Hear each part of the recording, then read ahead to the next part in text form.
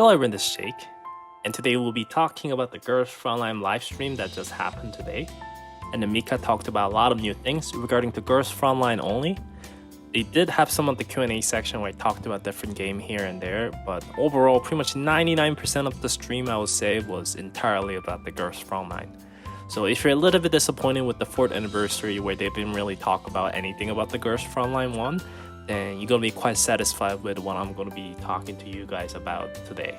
So hope you guys enjoyed this video. The stream was like 2 hours long, so I'm trying to make it short as possible because I mean, even though there's a lot of information, you know, it's best to shorten them down. But, so yeah, let's get into the thing. I mean, I'm excited to talk about this, but it's just early in the morning and it's just a lot of information. Like I said, it's 2 hours long, so I mean, I'm trying to go and make it short for you guys. But anyways, let's get into the information. So the first system they're adding is a Griffin employee manual, and what the system basically is in-game tutorial for the players. And I know a lot of people probably already know how the game works, how the new system works, because there's a lot of translation people like me and all other people out there.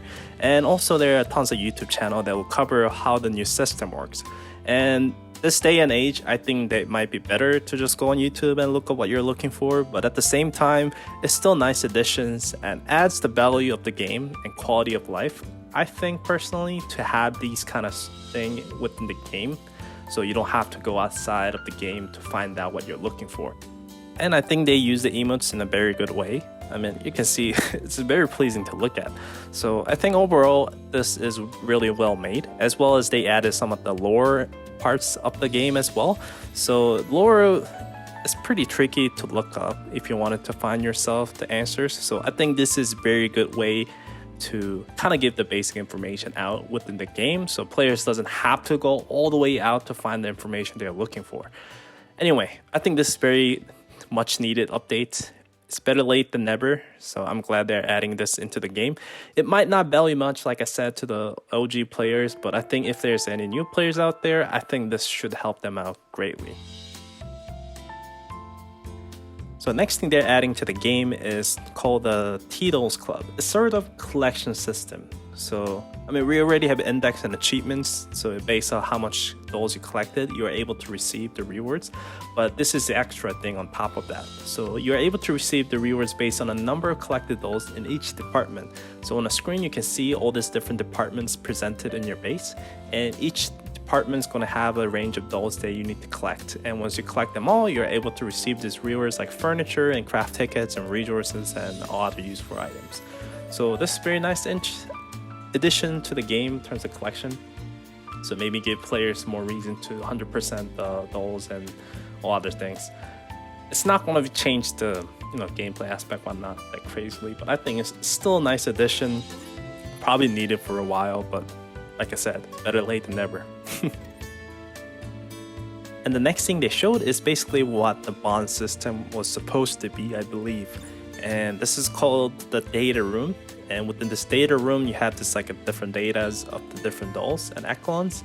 And as you can see with the ones they're looking at right now, which has a Grizzly, Alpha, and PB, whatever the 4-star rifle, and then other shotguns and whatnot. But anyways, as you level up these dolls, you are able to get these points as presented on the top, and as you unlock more points, you're able to unlock new stories. So I think this is very cool addition as well, because you're able to basically see a story of the dolls that you never really cared about in the past. So it adds more values to the doll, and if they pump this out with the new dolls as they come out, I think they can actually add a lot of value in terms of story, because I think the biggest problem with the Girls Frontline, in my opinion, right now is there's so many dolls out there without any.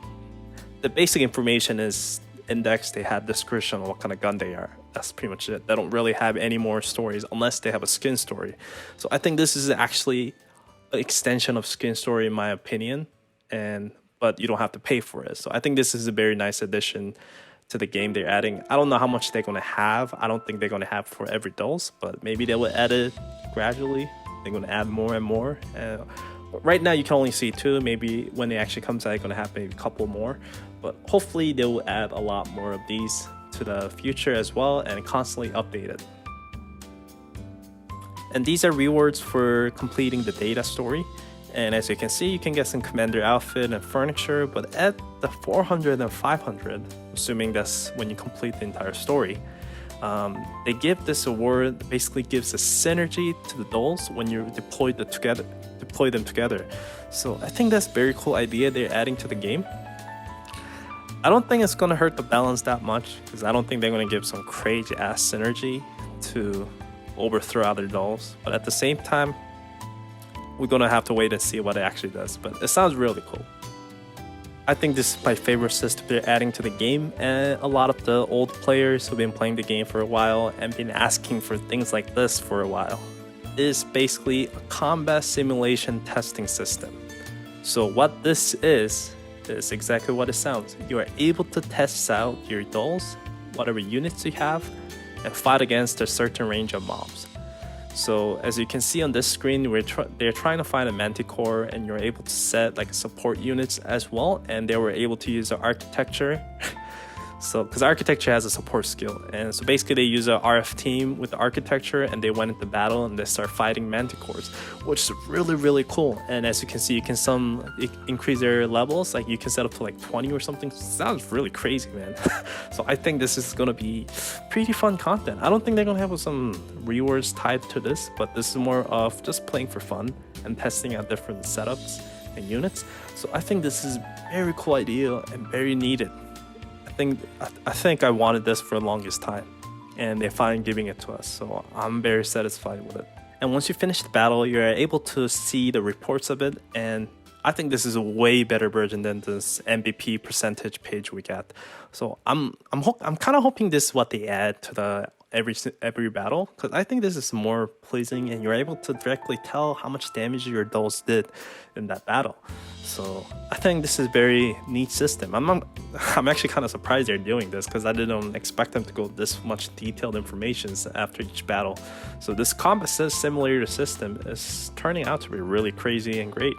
And they also going to have a challenge mode. So this is what the challenge mode looks like, and I think this will give some kind of rewards. I don't know, they didn't really talk about it, so I don't know. It has a leaderboards, that's the one thing they have, so I'm not sure if this is going to be just for flex for your skills and your testing units, or are they actually going to have some kind of rewards. I do not know, but it has a ranking, so it's going to play a big part in terms of OG players, I think. So next system, so long fucking overdue, but they finally done it, and I'm glad they're doing it. It's basically Adjutant system for all the units. So you can able to set like ringleader, like Scarecrow as a Adjutant, and you can set multiple dolls as well as Adjutant. So they're gonna show right here. As you can see, they set RFB with the Christmas skin, and they said K2 with the 3rd anniversary skin. I think it was. I still have it, but see. It's very nice. I kind of wish they had more than 2, but 2 is better than 1, so I think at least they're trying something new. But overall, I think the biggest factor is adding SF units able to use for this. So like I said, I've been waiting for this for a while. This very long overdue since the SF capture came out, and I'm glad they're finally doing it. So yeah, they are actually adding new arts for the SF units as well, like 2-star and 3-star. I mean the 2-star and 1-star. So yeah, like I said, long overdue, but they're doing it. So claps for them. I don't know if you could hear it, but I did clap. And next new thing is more benefiting new player, I guess. I mean, I don't need this, but it's a nice addition for new players. Basically, target equipment production system. So you can use this 20 times a week, and you're able to target certain, let's say if you want the special scope, like a 5-star scope, then you can craft up to 20 times a week. And as you can see, once you craft it, it will say special labeled on it. So I think it's supposed to give you higher rates, but I don't know. I don't know. I kind of slapped on this part, but that's what it is basically. And move on, and I think this is one of the biggest change they're making, even though I don't know if I'm going to take a benefit of it, is new gacha animations. I mean, I gotta say, the old gacha animation is kind of lame. It worked in maybe 2017, 18, but as we come to 2019 and forward, the gacha animation has been stale. So they're spicing things up and they're turning things 360 or 180. I mean, yeah, not 360. 360 is just going all the way around back. Anyway, so they're adding this new animation for the gacha system and just it's just fucking crazy. I tried to post it on my community page, but it was too big. So, but here it is. You can see Carolina riding a freaking chopper and dropping down the care package with the skins in, and it's pretty cool animation overall. But honestly, I mean, I love this personally, but I think a little bit overkill, maybe long overdue, like I said, but still nice. I'm not complaining. I'm just saying it's just too bizarre for me when I was looking at this for the first time. I don't know what you guys think about it, but like I said, I think it's a nice addition. It's just so bizarre when I first time saw it, and still is. Just look at her just flying the helicopter and just crashing the crates onto the base. Yeah, I don't know. So final thing they're adding to this new system is odd system for the SF units, which has been missing for a long freaking time. Like I said, it's a long overdue, but they're finally adding it. I'm so glad they're doing it. So they're taking some feedbacks. But one thing to tell the difference from the marrying your T-dolls is because, as you can see, it's a night sky. So remember when you marry T-doll, it's the like day sky, like a daylight.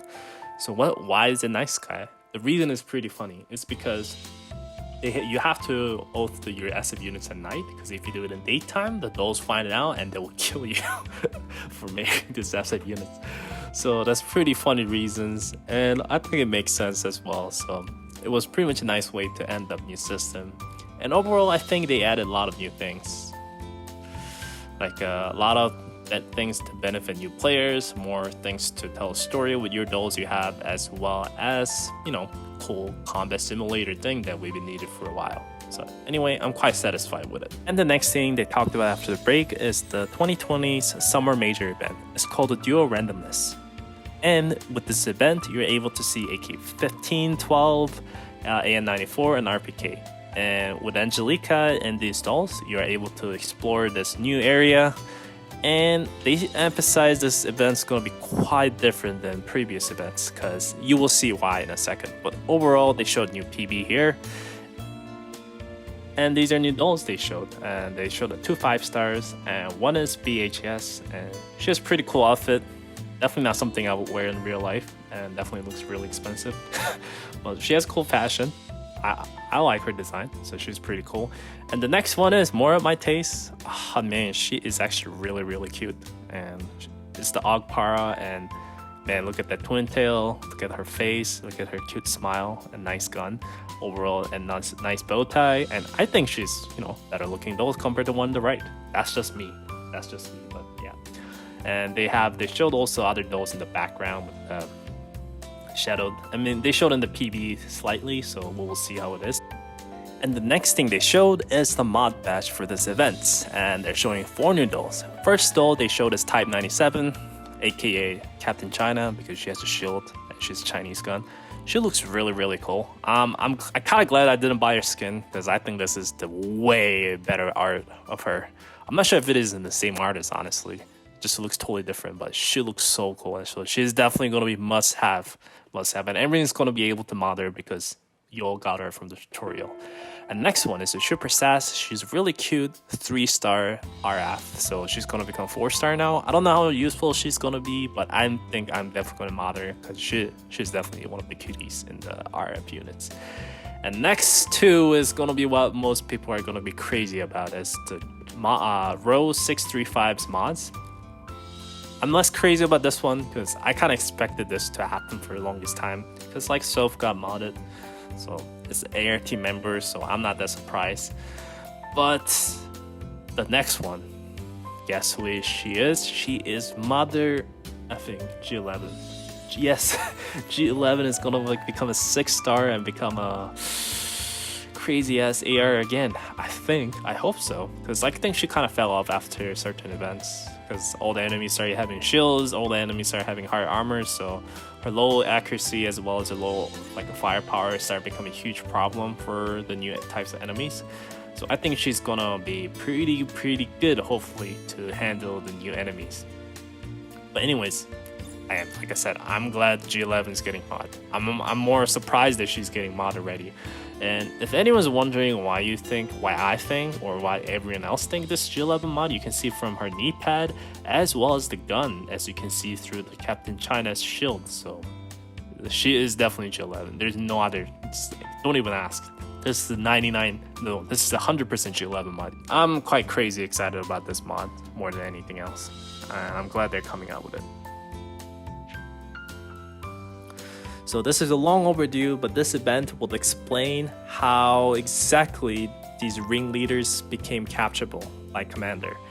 So like I said in the past, my Asset Catcher video is missing huge story portion, and I think it's missing a lore. It still doesn't explain why the architecture you have to capture her again, but oh man, this is long overdue, but I'm glad they're doing this. And I hope it's a good story, it makes sense, because like I said, it's a gacha system.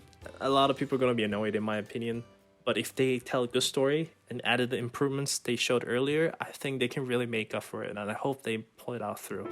So I'm hoping big one on this. I hope they make it through, but I'm glad they're doing it. So I'm more hopeful about overall like how things going to turn out for asset captures and other things in the future.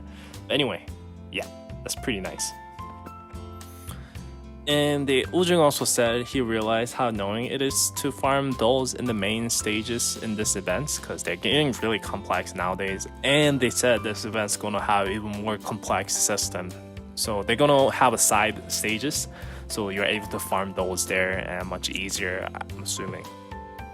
And let's talk about the new system they're adding to this event. So it's this pretty mind-bending and crazy. So first thing they're adding is the portal. So orange portal is a one-way portal and blue portal is two-way portal. So I'm assuming if you go in the orange portal, you're gonna drop into the one place, and the blue portal is teleporting one point to the other points, and you can go back and forth in my opinion. We have to wait and see actually event comes out, but I think that's how it's gonna work. And this is a lift system, and send your echelon to the next floor higher ups. So are you hearing this? So not only are we gonna have a flat ground with the portals to teleport around the map, we're gonna have different layers of the maps now. So I actually can't understand how it's gonna work in terms of visual wise. Like, are they gonna gray out the bottom floor? Are they gonna gray out the top floor before you go up? Like, I don't know how it's gonna work, but we'll have to wait and see. And see, this kind of relates to what they said in the earlier. They say this is gonna have some crazy different mechanics and revolutionary stuff. Oh, I didn't say that, but yeah, this is gonna be quite different than what we had in the past. Not just enemy units, but how the game actually works. And another thing, the third one they showed is the pit system. So you have lift system go up, and the pit system fall down and go floor below. So I think this is basically a trap, most likely to trick your enemies to fall into the trap and go to the floor above. Then you can do stuff on the top floor, and or maybe if you want to jump down the pit, I guess that's how it's going to work. They didn't really explain how it actually works. They just said you go to floor below. But so after that, after the break, they came back with the new anime teaser. So you're able to see season 2's little bit of footage. And we knew they were working on season 2 for a while, and we actually found to see what the season 2 looks like. And difference compared to season 1, I think they started showing SF units now, like a ringleader. So I guess it'll be interesting to see what kind of stories they have. So this is the highlight of the stream for me, and I hope you guys are excited for it as well. So Division collaboration, we knew it was happening, but they actually finally showed the doll we are able to get, like silhouette of it. And as from the silhouette, you can see she is holding Chameleon. If you don't know what Chameleon is exotic assault rifle exists within Division 2. And it's one of the most unique gun I use in Division 2 in my opinion, because it has a crazy recoil, but it has a buff duration depending on the actions you do. Then you are able to get some crazy buffs stacked up, and you're able to start doing crazy amount of DPS, and it becomes one of the most strongest weapon within Division 2. Kind of excited to see how this gun is going to work. It's pretty crazy gun. It looks crazy. It looks futuristic as hell. I mean, it looks like a vector. It kind of shoots fast like a vector too, but at the same time, it's also a rifle. So I think this doll is going to be crazy good in my opinion, but it comes with some of the penalties. So if you're able to handle those penalties, I think she's going to be the top tier dolls in my opinion. I think she's going to be one of the best collaboration dolls. Just mark my words, because AR collaboration doll has been pretty lackluster. Like Angelica from Gunslinger Girl, she's okay at the best, and then you got the Himeko from the Honkai collaboration, which only China got, and she's just not even average these days. But yeah, I think she's gonna be crazy. That's all I want to say. But I'm so excited about this gun because I love this gun. I love this gun. Goddamn Mika, just teasing me. I just can't wait to see how it's gonna end up.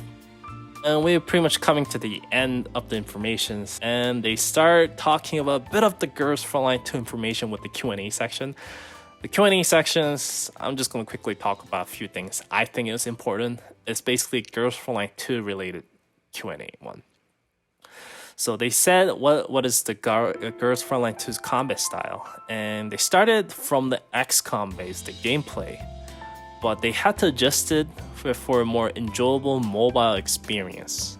So at the point at this time, it's diverged so much that we don't think it's correct to call it XCOM style games anymore.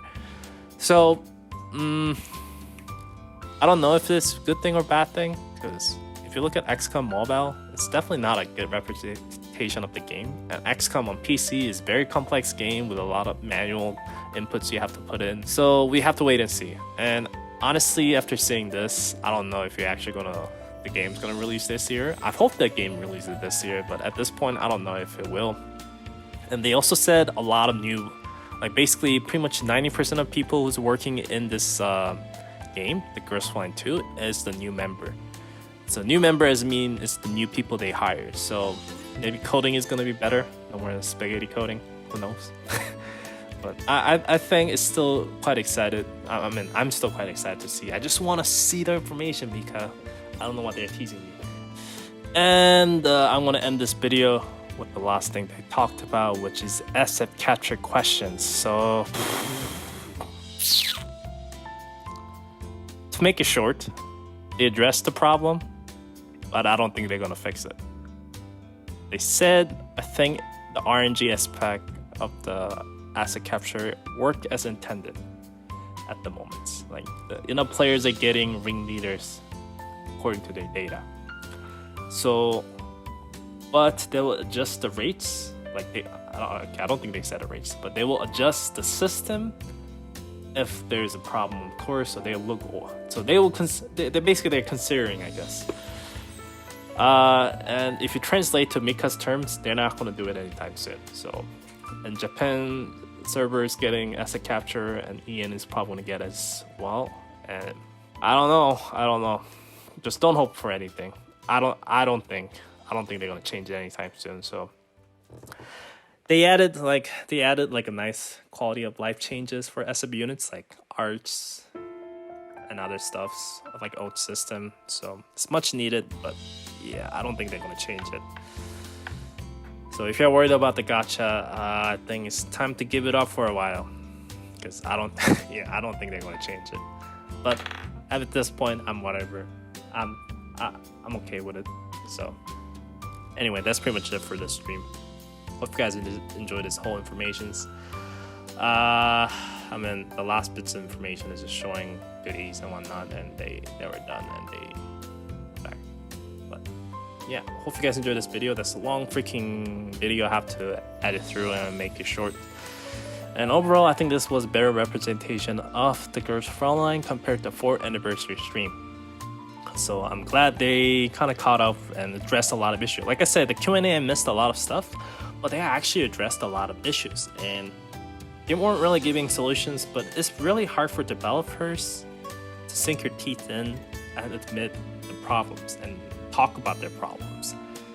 I mean, it's one thing to talk about it and not fix it, but at least they're talking about it. And I don't think Mika is an evil guy. Like, I think asset capture had to come in a way because they needed new sort of revenue because the players' rates has been dropping. So, and they can only rely on a single system to carry through their revenue. Like, they're a bigger company now, so they need more ways to make money. That's why they're creating all these different games, like Girls Frontline 2, Girls Frontline Eurocloud, and other games like Glitchland. So I can't blame them. Like I said, I'm a human too. Like, if I was in his position, I'd probably done the same thing or even worse, because it's a company he needs to care about. And as a consumer, I also agree that we should not bow down to the company, but that's maybe for another topic. But overall, I'm trying to say is, I think I'm quite satisfied with the answers I got. That's not the perfect answer I want, and they didn't give us solutions, but at least they addressed it. They know about it. I mean, I knew they knew about it because people are outraged, like in China and the Weibo page and other places. People are outrageous about it. Like, when the architecture become capturable instead of giving away for free. I mean, like, things like that still takes me out, but what can you do, right? What can you do? But overall, that's the overall end of the stream. In my opinion about it, I think it's better than 4th anniversary stream if you're looking for Girls Frontline 1 content, and they delivered. And can't wait to see what the event's gonna bring. And Division collaboration, thumbs up for that. That's crazy good material right there. And hope the collaboration is pretty good. So anyway, that's for me, guys. Hope you guys enjoyed this long ass video. And let me know if you guys want to know more details about it. And thanks for Girls Frontline official Discord members and staffs to translating this entire live stream summary. They always do this. They're great guys. I kind of wish I could donate them to support them, because I don't think they're getting paid to do it. They're just doing it because they love the game. Anyways, that's pretty much it for me. Hope you guys enjoyed this video as well. And I will see you guys next time with more Girls Frontline related contents and others and many more. See you guys next time. Bye bye.